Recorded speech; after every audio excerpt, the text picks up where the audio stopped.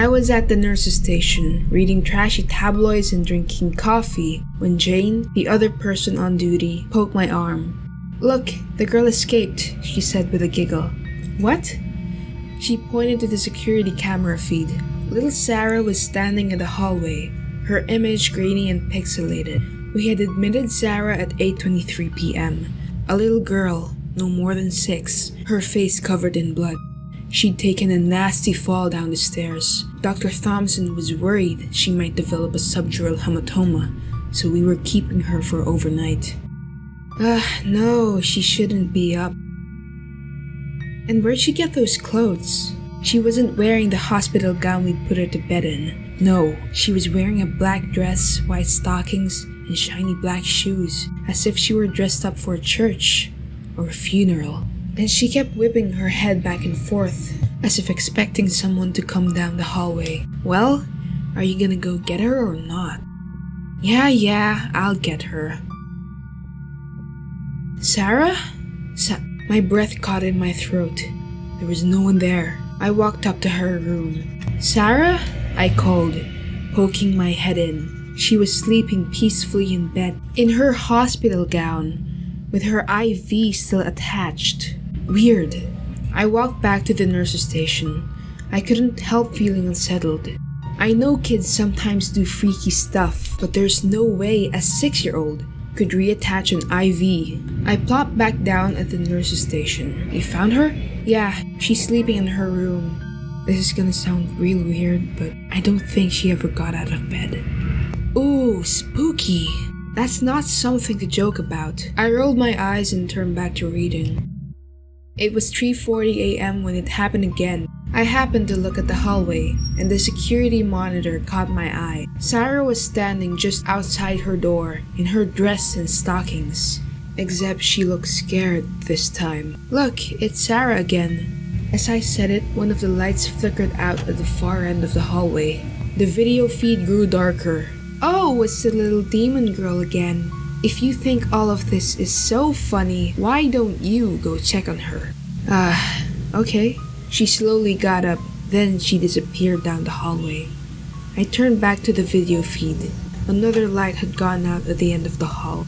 Another light went out, then another, and another. The hallway was quickly engulfed in darkness, until the only light on was the one above Sarah's door. The video was darker and grainier now, but I could still make out Sarah's form standing in front of the room, barely more than a silhouette. I drank the last dregs of my iced coffee. When I put the cup down, I saw it. My blood ran cold. It was a shadow, a grainy, pixelated silhouette, roiling and shifting in the darkness. At first I thought it was Jane, coming from the other end of the hall.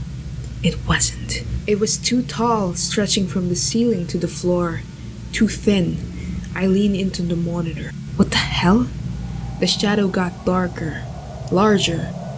It slowly bled out of the darkness and into the light of the hall, right next to Sarah. It was so dark and subtle, I thought it just might be some trick of the camera. But Sarah saw it too, because she was backing away, stretching her arms over the open door, shaking her head violently. The shadow advanced. My eyes snapped away from the security system to the nurse's console. No. Sarah's vitals were plummeting. Her heart rate, blood pressure. I shot up and sprinted down the hallway. Jane had just gotten there. Half the hallway was dark, just like in the feed, but no tall shadow like I'd seen. No Sarah standing in the hallway. "Call Dr. Thompson! She's in trouble." I flew past her, into the room. Sarah lay still and motionless on the bed. Her heart had stopped. I ran over, started CPR. Come on. Her heartbeat returned just as Dr. Thompson rushed in. I fell against the wall and began to sob. We kept Sarah in the hospital for a few more days, but I don't think we needed to. She seemed to recover quickly. As I checked her vitals to release her, I'd nearly forgotten all about a shadow. "How are you feeling?" "Great. She saved me." "Aw, it was nothing." "Not you, Maggie." "Maggie? I furrowed my eyebrows at her, ungrateful little kid. Who's Maggie? Sarah's mother stared at the floor. Her father wrapped an arm around her and coughed strangely. Okay then. You're all set?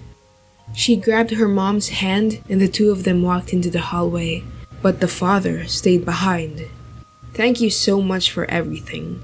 As I understand it, you saved Sarah's life. No, that was Maggie.